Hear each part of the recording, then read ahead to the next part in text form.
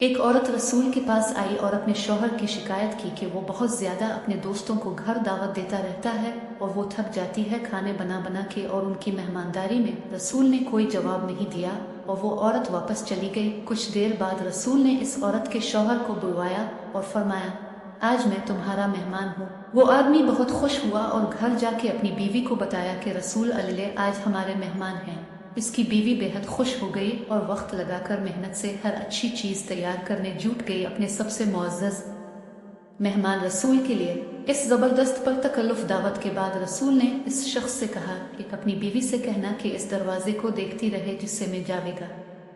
तो इसकी बीवी ने ऐसा ही किया और देखती रही कि किस तरह रसूल के घर से निकलते ही आपके पीछे बहुत से हशरात, बिच्छू और बहुत से मुहलिक हशरात भी घर से बाहर निकल गए और ये अजीब और गरीब मंजर देखकर वो बेहोश हो गई। जब वो रसूल के पास आई तो आपने फरमाया कि ये होता है जब तुम्हारे घर से मेहमान जाता है तो अपने साथ हर तरह के खतरात, मुश्किलात और आजमाइशें और मुहलिक जानदार घर से बाहर ले जाता है, और ये इसी वजह से होता है कि जो तुम मेहनत करके इसकी खिदमत मदद करती हो। जिस घर में मेहमान आते जाते रहते हैं, अलीले इस घर से मोहब्बत करता है, इस घर से बेहतर और किया हो कि जो हर छोटे बड़े के लिए खुला रहे। ऐसे घर पर अल्लाह की रहमत और बख्शिश नाजिल होती रहती हैं।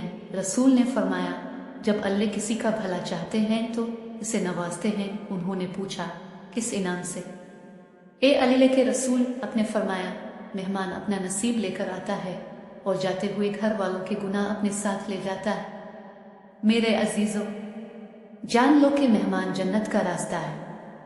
रसूल का इरशाद है कि जो अल्लाह और रोज़ आखिर पर ईमान रखता है वो अपने मेहमान के साथ बेलौस हो। वीडियो अच्छी लगी हो तो प्लीज़ हमारे चैनल इस्लामी वाक़या को सब्सक्राइब करें। शुक्रिया।